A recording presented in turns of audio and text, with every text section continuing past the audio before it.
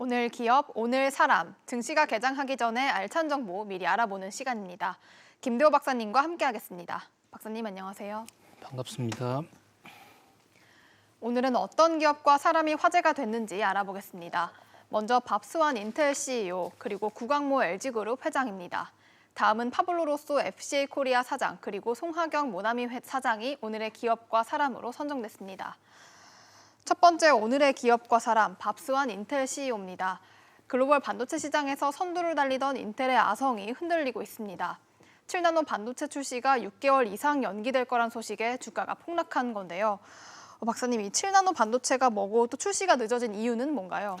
예, 지금 인텔이 흔들리고 있습니다. 반도체 왕국, 반도체를 시작했고 또 반도체를 지금까지 이끌어왔던 이 인텔이 영업이익과 또 매출은 사상 최대를 기록하면서 1위 2분기 실적을 발표했는데 그날부터 지금 인텔의 주가가 와르르 무너졌거든요. 네. 그것은 지금 지적하신 대로 밥스완이라는 이 CEO가 실적 발표하는 이 자리에서 투자자들과의 대화에서 7나노 공정이 지연된다.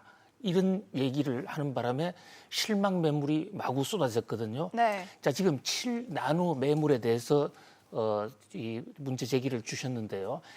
이 나노라는 표현은 그리스 말로 아주 작다는 뜻입니다. 아시다시피 반도체는 눈에 보이지 않는 아주 작은 미세 공정으로 이루어져 있고 그 분량을 얼마나 줄이냐에 따라서 이 가격이 달라지고 성능이 달라지고 그렇기 때문에 이 미세 분량을 많이 줄이는 것이 굉장히 중요한 과제지 않습니까? 네. 지금 그동안에 수년 전만 하더라도 전 세계 반도체 업계는 인텔이 주도한 10나노, 이 나노라는 게 10의 마이너스 9성분의 1이거든요. 그러니까 1억 분의 1이죠. 그러니까 머리카락 두께의 한 5만 분의 1 정도 되는 정말로 보이지 않는 아주 미세한 겁니다. 네. 그런데 10나노 단위로서 그동안에 반도체를 만들어 왔고 많은 반도체 학자들이 10나노 이하로는 더 이상 만들 수는 있지만 그렇게 되면 비용이 너무 많이 먹힌다. 그래서 인텔은 의도적으로 10나노 이하로의 이 더 이상의 미세화 과정을 거치지 않았습니다. 기존의 장비로서는 도저히 만들 수가 없고 새 장비를 만들어야 되는데 그 돈이 너무 많이 든다는 거죠. 그런데 이 미국의 AMD라는 회사가 이미 이 대만의 TSMC의 위탁 생산을 맡겨서 이 7나노 공정을 성공을 했죠. 그렇습니다. 이제 지금 지적해 주신 대로 바로 이 대만의 그 TSMC라는 곳 AMD의 주문을 받아서 대만 반도체 파운드리 회사 여기서 지금 이미 7나노를 성공을 했어요. 네. 그런데 이제 이 대만의 TSMC는 극자외선 노광 장비라는 거 EUV라는 것을 이용해서 처음에는 돈이 좀 들었지만은 결과적으로 생산성을 훨씬 더 높이는 이런 반도체의 혁신을 이루었거든요. 지금 이 대목은 우리 한국의 삼성전자도 7나노까지 가 있습니다. 네. 그런데 인텔은 여태까지 10나노로 하다가 뒤늦게 이제 돈이 좀 더 들더라도 7나노로 가야 되겠다 하고 전환을 선언했는데 최근에 이 새로 만드는 반도체 7나노 반도체 공정에서 문제가 발생한 거예요. 그래서 당분간 적어도 앞으로 1, 2년간은 7나노로 가지 못하게 된다. 이렇게 지적이 나오면서 이제 반도체 판도는 더 이상 이 인텔이 아니다. 인텔은 역사상 두 번의 위기를 겪습니다. 한 번은 이 일반 컴퓨터에서 모바일로 넘어갈 때 네. 그때 반도체 전환을 제대로 못해서 큰 위기를 겪었는데 이번에 또 7나노로 넘어가면서 사실상 큰 지금 혼란을 겪고 있다고 볼 수 있겠습니다. 네, 그런데 아직 확실하게 정해진 건 아니지만 이 업계에서는 결국 인텔도 이 TSMC에 수주할 거란 얘기가 나오고 있어요. 예, 지금 그 대목이 가장 중요한 대목인데요. 지금 인텔이 7나노 공정을 하지 못하게 되니까 당장에 급한 7나노 공정에 의한 제품을 하청을 주겠다 이런 얘기도 했거든요. 그럼 하청을 어디 줄 것이냐. 만약에 삼성전자에 준다면 삼성전자가 TSMC를 따라잡을 수 있는 굉장히 중요한 발판이 됩니다. 네. 그런데 지금까지 나온 외신에 따르면 인텔이 TSMC에다가 주겠다고 그랬습니다. 그러면 삼성전자와 TSMC 차이는 간격이 더 벌어질 수가 있고 세계의 반도체 시장은 TSMC와 AMD가 주도하는 시장이 될 수가 있어요. 가뜩이나 삼성전자는 지금 영업이익 면에서 TSMC한테 상당히 뒤지고 있거든요. 네. 그런 면에서 인텔의 이 환경 변화가 우리나라 삼성전자에도 의도치 않게 큰 악재로 다가서는 그런 모습입니다. 네, 이 파운드리 부문뿐만 아니라 이 인텔의 신형 출시가 늦어지면 이를 구성하는 메모리 반도체 공급을 하는 우리 업체 삼성전자나 뭐 SK 하이닉스에게도 이게 악재가 될 수 있는 거죠. 그렇습니다. 이 반도체가 어떤 정도의 규모, 어떤 성능이 나오느냐 거기에 맞추어서 다른 모든 전자제품이 연동이 돼 있거든요. 이제 그런 각도에서 인텔의 이 7나노가 늦어지게 되면 그와 연동돼 있는 많은 반도체 회사들의 생산도 동시에 흔들릴 수가 있습니다. 아무튼 이 반도체는 인텔에서 시작을 했고 서클리라는 그 유명한 반도체 박사가 만들어 그 제자들이 지금 인텔을 만들고 있는데 역시 이런 걸 보면 세상에는 영원한 강자, 영원한 절대자는 없는 것으로 보이고 특히 이런 혼란기에 이런 재편기에 누가 주도권을 잡느냐가 굉장히 중요할 것으로 보입니다. 우리 삼성전자나 SK 하이닉스의 분발이 촉구되는 그런 시점입니다. 네, 다음 오늘의 기업과 사람은 구광모 LG그룹 회장입니다. 구광모 회장이 코로나19 백신 개발을 위해 개인 기부금 10억 원을 연구기관에 기탁해 화제가 됐습니다. 박사님, 이 그룹 이미지나 오너일가의 선행 차원에서 이루어진 기부로 보면 될까요? 그렇습니다. 이 LG는 착한 기업 또 몰래 기부를 많이 하는 선한 기부를 많이 했고 또 구광모 회장도 지금 취임한 지 올해로 이제 지금 꼭 2년이 되고 있는데 네. 상당히 선한 이미지, 좋은 이미지를 쌓아가고 있어요. 그런데 지금 지적하신 대로 이렇게 오른손이 하는 일을 왼손이 모르게 해야 되는데 이렇게 구광모 회장이 10억 원을 개인 사재에서 냈다는 사실이 알려진 것만으로도 사실 LG 스타일은 아니거든요. 네. LG가 스스로 이렇게 한 것은 아닌 것으로 보이고요. 국제 백신 연구소라는 데가 있습니다. 그 장소가 지금 서울대학교 관악 캠퍼스 안에 있죠. 네. 유엔 산하기관인데 거기에 제롬 킴이라는 사무총장이 구광모 회장의 이런 선한 내용을 좀 자랑을 해주기 위해서 일부 언론한테 터뜨린 모양인데 오히려 LG 입장에서는 상당히 지금 누가 됐어요. 가뜩이나 지금 이 국제 백신 연구소의 한국 후원회 회장이 문재인 대통령의 사모님 김정숙 여사입니다. 네. 그렇게 재계 일각에서는 대통령 사모님한테 잘 보이려고 그런 데다가 돈을 갖다 내느냐 하는 얘기도 나오고 있거든요. 선한 얘기로 돈을 낸 것은 그 돈의 기부자도 좀 보호해 주는 게 어떨겠느냐 국제 백신 연구소에 좀 부탁을 드리고 싶습니다. 네, 이번 선행에 대해서 박사님께서는 다소 좋지 않게 보고 계셨지만 이 구광모 회장은 취임 이후 혁신적인 행보를 보이기도 하고 또 말씀해 주신 대로 선행을 계속 이어와서 그런지 이 브랜드 평판 순위가 LG가 오르는 모습을 보였어요. 그렇습니다. 구광모 회장이 취임한 지 2년이 이제 됐는데요. 사실 나이가 제일 어리지 않습니까? 네. 또 그러고 구본무 회장의 사실 적장자가 아닌 조카이다 보니까 그룹 내에서 과연 이 영향력, 이 카리스마를 어떻게 장악해 나가는가 이런 것이 상당히 의문부호였습니다만은 생각보다 잘 적응하고 있고 LG의 평판, 특히 그 어떤 LG의 문화를 권위주의적인 것을 완전히 탈피하고 창의 위주의 아주 분위기가 밝고 맑은 회사로 바꾸고 있다. 그러면서도 기술 부분에 대해서는 특허 이런 부분에 대해서 분쟁에 대해서는 아주 엄격하게 다른 회사의 특허 도용은 일체 용납하지 않는다. 그럼 이를테면 SK 이노베이션과의 특허에서도 완벽하게 이기지 않았습니까? 네. 그런 어떤 여러 가지 지금 업적을 쌓아 나가고 있습니다. 네, 또 최근 LG전자와 관련해서 좋은 소식이 하나 더 나왔는데요. 이 올해 상반기 생활가전 분야에서 이 미국의 월풀을 제치고 매출 1위를 할 전망이라고 해요. 그렇습니다. 지금 한동안 세계 가전 시장에서 월풀이 세계 1위였습니다. 네. 세탁기 또 TV 또는 냉장고 이런 쪽에서 월풀한테 한국 전자업계가 졌는데 이 구광모 회장이 오고 나서 1분기에 일단 아주 근소한 차이로 월풀을 따라잡고 1등을 했어요.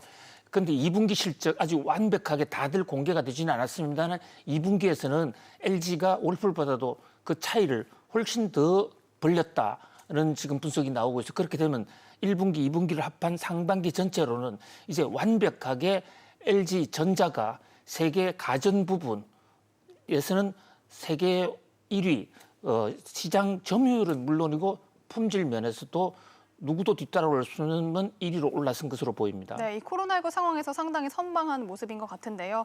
또 이 요즘 화제인 전기차와 이 배터리 관련해서 LG화학이 LG전자의 이 미국 전기차 부품 생산 업체를 인수할 거란 소식도 나왔는데 이거는 어떻게 된 건가요? 그렇습니다. 지금 LG에서 가장 잘 나가고 있는 회사는 LG화학입니다. 네. LG화학의 전기차 배터리, 또 LG화학은 지금 코로나 백신 개발도 같이 하고 있어요. 빌 게이츠하고 지금 같이 하고 있는데요.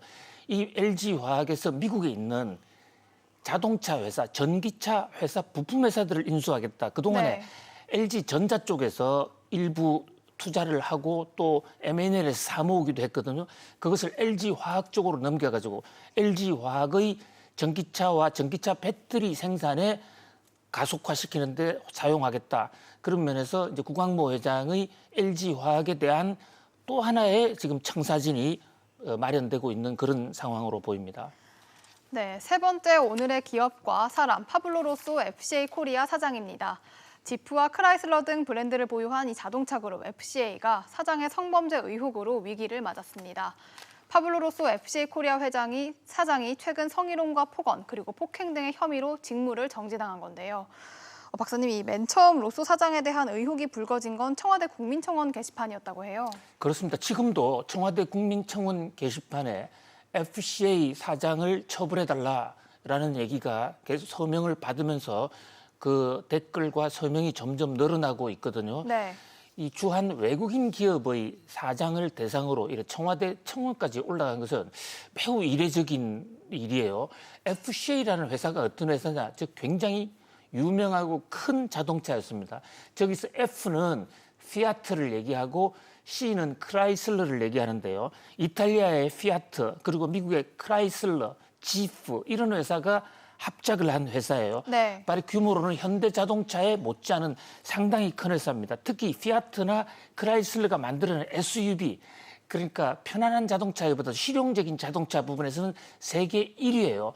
그리고 한국에 지금 들어와서도 외국차 판매 순위가 최상위권에 올라가 있는 회사거든요. 그런데 네. 이런 회사의 지금 CEO가 성추행이나 직원 폭행 문제로 청와대 청원 사이트에 올라서 회사 본사에서는 이 사장을 직무 정지를 시켰어요. 참 네, 그런데 안타까운 이 일입니다. 수사기관의 조사를 받고 있는 건 아니죠? 그렇습니다. 누가 고발을 한 것은 아니고요. 네. 청와대 사이트도 올라왔고 또 FCA라는 회사, 피아트 크라이슬러 내부적으로 문제가 제기돼서 지금 사건을 실제로 성추행 행위가 있었느냐, 직원 폭행 행위가 있었느냐를 조사하고 있는 단계지 성추행 행위가 확인된 것도 아니고 직원 폭행이 확인된 것도 아닙니다.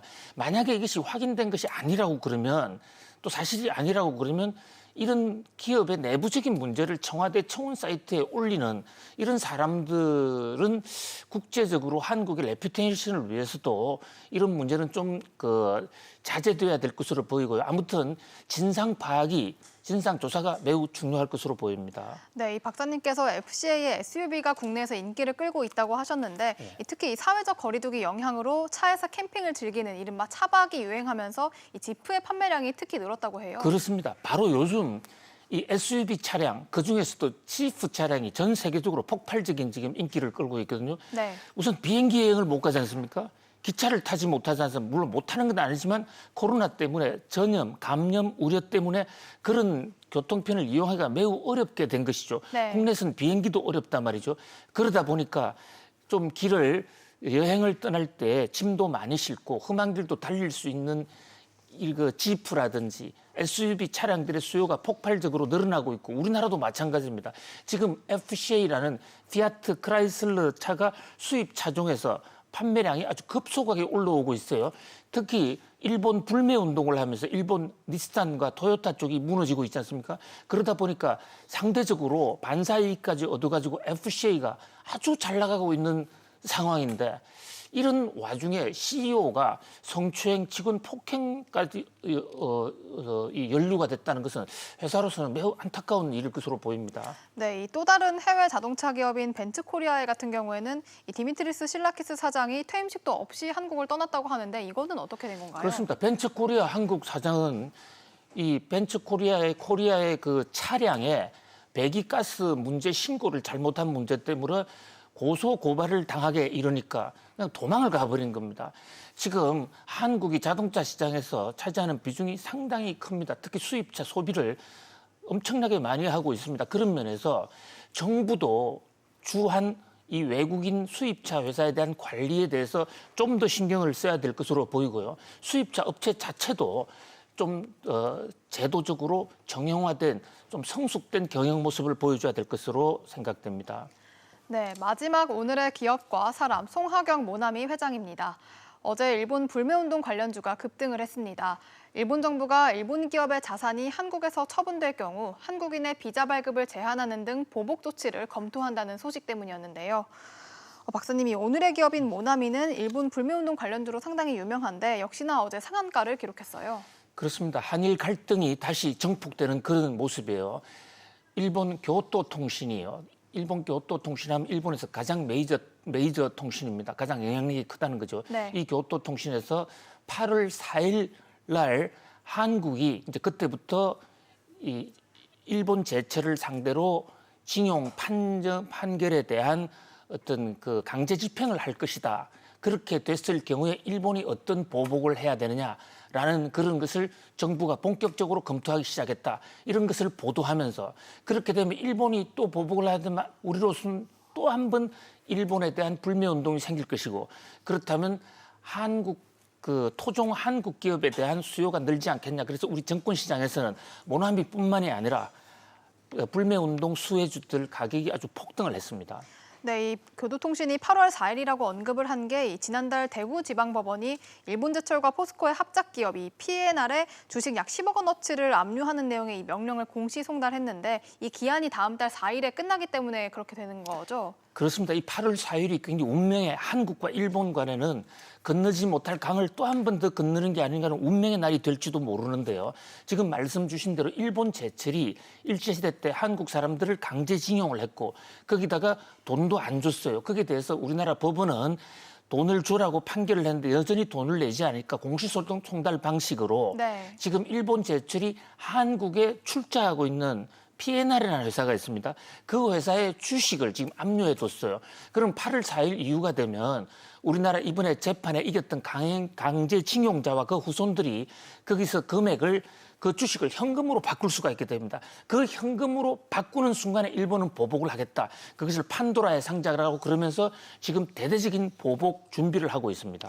네, 그런데 이 일본이 검토 중이라던 보복 조치는 사실상 효과가 없을 거란 분석이 나오고 있는데 이 아무래도 코로나19 때문에 어차피 입국이 좀 제한돼 있어서 이 뭐 비자 발급 조치 제한 같은 게 좀 효과가 없을 것 같아요. 그렇습니다. 일본 교토통신의 이제 보도에 따르면 비자 발급을 하지 못하게 한다든가 한국 기업인이 일본을 오지 못하게 한다든가 이런 조처들을 일환으로 내놨는데요. 네. 그것은 현재도 지금 코로나 때문에 가지 못하고 있다.